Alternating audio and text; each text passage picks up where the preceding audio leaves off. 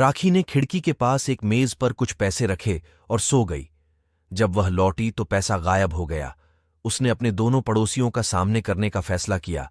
पहले पड़ोसी बोला, मैं सो रहा था, मैंने कुछ भी नहीं सुना, हालांकि लगभग 1 घंटे से बारिश हुई थी। दूसरा पड़ोसी बोला, मैं सुबह से टीवी देख रहा था, मैं अब इस पानी को साफ कर रहा हूं जो बारिश के कारण आया था। इन दोनों में से कौन झूठ बोल रहा है? अब शुरू होता है आपका टाइम।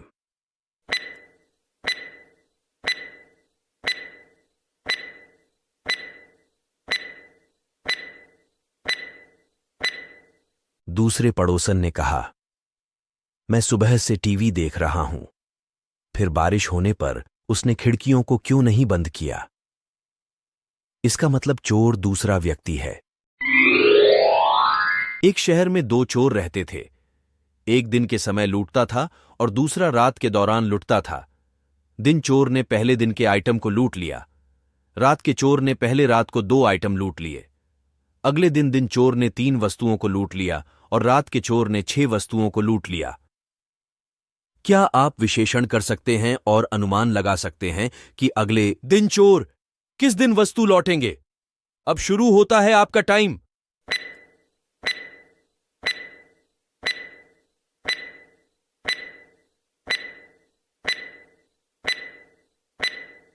दो चोर की कुल वस्तुओं की संख्या पहले चोरी हुई थी, जिसका मतलब यह दोनों चोर मिलकर 12 वस्तु को चुराएंगे। न्यूयॉर्क के एक शहर में चोरी की घटनाएं तेजी से बढ़ रही थीं। पुलिस चोर को पकड़ने में ऐसा असमर्थ थी। उन्होंने डिटेक्टिव मेहुल से उनकी मदद करने को कहा।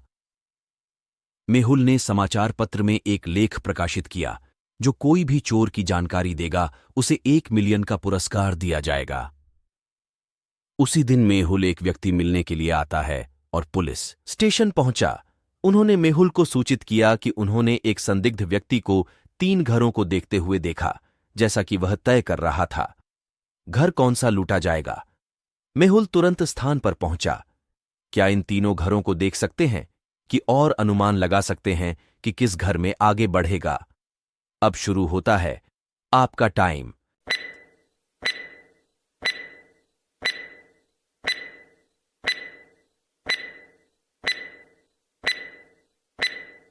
हाउस 1 बिक्री के लिए है और हाउस 2 में एक पार्टी है।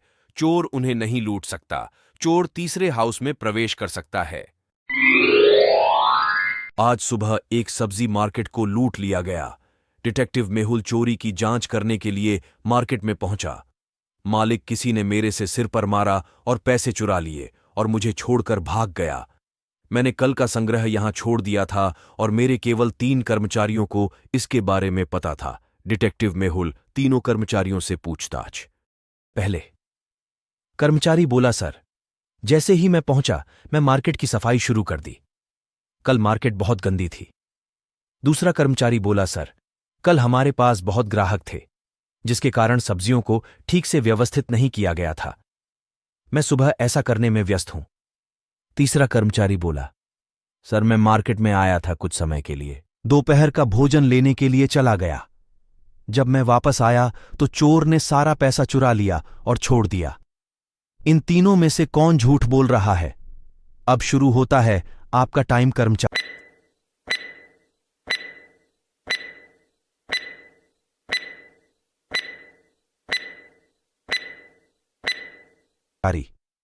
तीसरा ने कहा कि मैं दोपहर का भोजन लेने के लिए गया था। सुबह लंच किसने किया? वह घबराकर झूठ बोला। वह चोर है।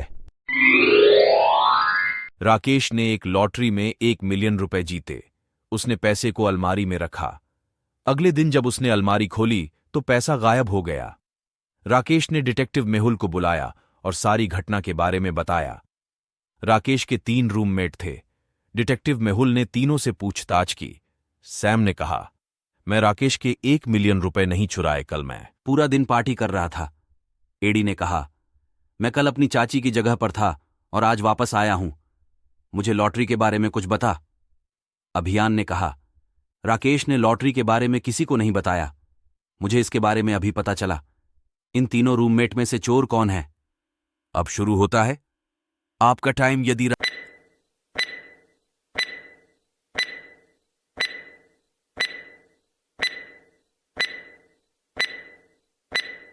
राकेश ने किसी को लॉटरी के बारे में नहीं बताया तो सैम को सटीक राशि बारे में कैसे पता चला? वह चोर है।